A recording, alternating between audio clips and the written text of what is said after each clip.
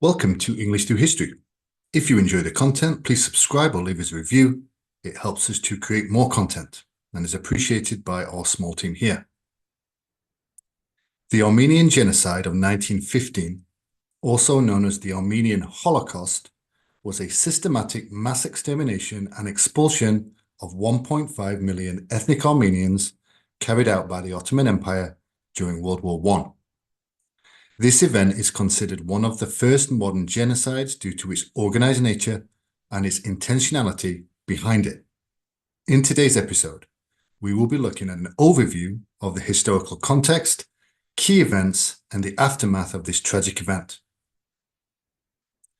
Armenians had lived in the region for thousands of years, and by the late 19th and early 20th centuries, they were a significant Christian minority within the predominantly Muslim Ottoman Empire. Tensions between Armenians and the Ottoman authorities were exacerbated by the rise of nationalism and the declining power of the Ottoman state. In 1908, the Young Turks, a reformist group, overthrew Sultan Abdul Hamid II and aimed to modernize and Turkify the empire. Their policies became increasingly nationalistic, viewing non-Turkish elements, particularly Christian Armenians, with suspicion and hostility. Prior to 1915, there were several massacres of Armenians, notably in 1894 to 1896, and again in 1909 in Adana. These events set a precedent for violence against Armenians and demonstrated the vulnerability of this minority group. The Ottoman Empire entered World War I in 1914 on the side of the Central Powers.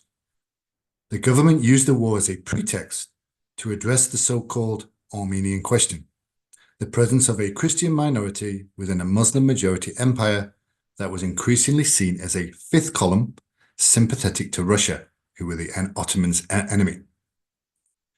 The genocide is often dated to April 24, 1915. When several hundred Armenian intellectuals, community leaders, and professionals were rounded up, arrested, and then later executed in Constantinople, which is modern-day Istanbul.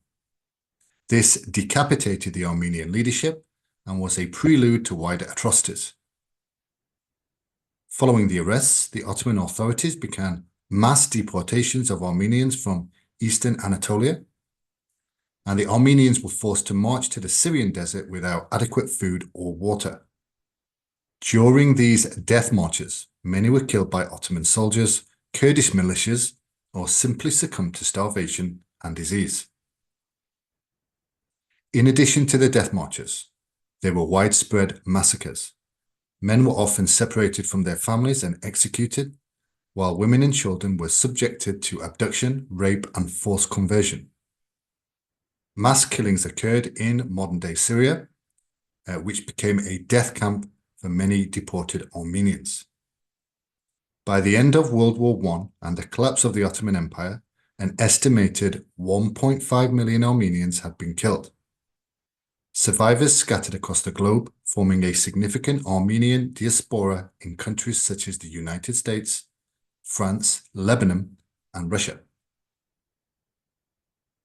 The Turkish Republic, established in 1923, has consistently denied that the events constituted genocide, instead referring to them as a consequence of civil war and unrest. This denial has been a source of tension between Turkey and Armenia, as well as with various countries of international organizations that recognize the events as genocide. The Turkish government has consistently denied that the massacres of Armenians in 1915 constitute genocide.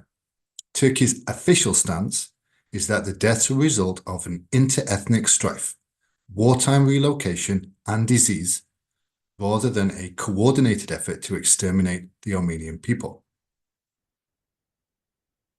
Armenia and Turkey do not have formal diplomatic relations. In 2009, there was an attempt to normalize relations with the signing of the Zurich Protocols. These protocols aim to establish formal diplomatic relations and open the border. However, the process stalled and the protocols were never ratified by either country's parliament. Turkey's close relationship with Azerbaijan significantly impacts its stance towards Armenia. But the broader geopolitical dynamics in the South Caucasus, including the interests of Russia, Iran, and Western countries, also play a role in shaping the relations between Turkey and Armenia. In both countries, the events of 1915 are deeply ingrained in the national identity. For Armenians, the genocide is a central historical trauma, while in Turkey, the denial narrative is tied to national pride and the foundational history of the modern Turkish state. Efforts to educate and inform both populations about the other's perspectives remain contentious and politically sensitive. Despite Turkish denial, many countries and international bodies, including France, Germany, Russia, and the Vatican, as well as the European Parliament and the UN, have recognized the Armenian Genocide. In 2019, the US Congress passed resolutions formally recognizing it.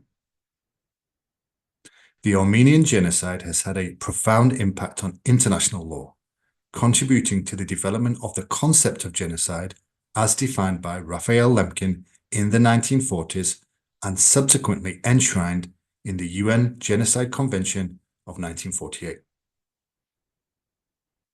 In 1944, Lemkin made up a new word to describe these crimes: genocide. Lemkin defined genocide as the destruction of a nation or an ethnic group. He built the word, he said, from the ancient Greek word genos, which means race or tribe, and the Latin cide, which means killing, thus corresponding within its formation to such words such as tyrannicide and homicide. He wrote, genocide is directed against the national group as an entity, and the actions involved are directed against individuals, not in their individual capacity, but as members of a national group. The Armenian Genocide is remembered and commemorated annually on April 24 by Armenians and human rights advocates worldwide. Memorials exist in Armenia and throughout the Armenian diaspora, serving as reminders of the atrocities and the need to acknowledge and remember the past to prevent future genocides. The genocide remains a poignant chapter in Armenian history and a critical case study in the study of human rights, ethnic violence, and international justice.